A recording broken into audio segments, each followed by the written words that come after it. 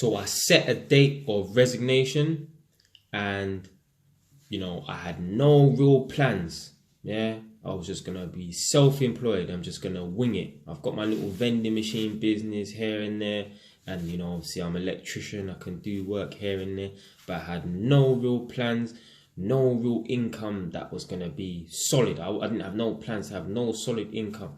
So what did I do before I resigned from work? I bought a property. Why would you do that for, Jay? Like, that's not really smart, is it? Yeah, well, sometimes you have to take some risks, innit? So in November of 2016, I said to myself, you know what? I'm going to resign from work. I've had enough of working for this local authority. I'm just going to try and, I'm going to wing it and just see how I get on. So back then, obviously, I wasn't too educated on, getting a mortgage and that. But from what I knew at that time, if you're self-employed, you need to show 2 years worth of solid accounts. So solid accounts means every month you're getting paid a decent amount of money to be able to cover that mortgage. Now, if you're PAYE, pay-as-you-earn employee, full-time employee, you don't need to show 2 years worth of solid accounts. You just need to have a contract and 3 months worth of earnings. And, so long as you meet the criteria, you have good credit and you can afford the mortgage, obviously. The banks or whoever the lender is, they will lend you that money and you're good. But obviously, if you're self-employed, you need 2 years worth of accounts. So I said to myself, well, if I resign on the 31st of March, which I believe was going to be a Friday, but let's say, I don't know, maybe the 29th of March was Friday. But I remember I said to myself, I'll give myself to the end of March to resign. If I do that, then I'm not going to be waiting 2 years to buy no damn property. Yeah. So what I'm going to do is I'm going to take advantage of being a full-time employee now and using that as my method to get my property. So in November of 2016, I booked it in about 3 weeks in advance. Yeah. So I called up a lot of estate agents around Northampton because obviously that was where I was looking for a property. So I called up the estate agents around Northampton and I booked 7 properties. I viewed 7 properties on one day. Now this house is number 5, but let me tell you, I left my house at whatever time to get to the first viewing, which was at 9 o'clock.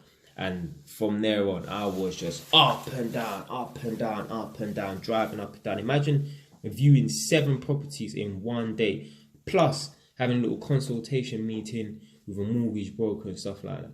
So it was all a madness, but obviously, man had a plan anyway. So I didn't plan to buy the property to live in. I planned to buy the property to rent it out.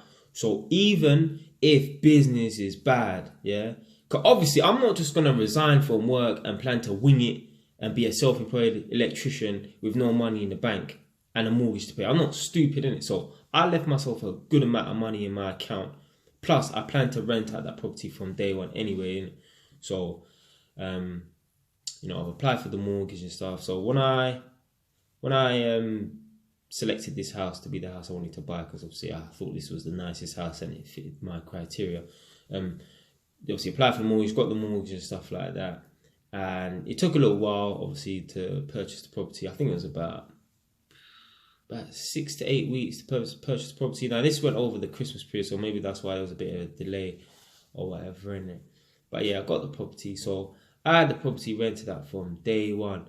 Yeah, but the whole point of it was because I knew I was going to go self-employed and I didn't want to risk waiting 2 years and have to have 2 years worth of accounts to buy a property. If I'd waited that 2 years, I would not be making that video, because God knows when I would have had, solid income from being self-employed or whatever, innit? So I would not be sitting in this house right now making this video. So I'm glad I took the risk. To me, for you lot, it might have been a big risk. Oh, buying a property and having a mortgage to pay, and you can't guarantee the tenants you're gonna have tenants, and the tenants are gonna pay on time and stuff like that. Yo, man took that risk, innit? Yeah. So yeah, it was a good investment. Good thing I did buy the property, because now that my mum said I have to leave the nest, at least I have somewhere to live, rather than obviously my mum would have gave me more time.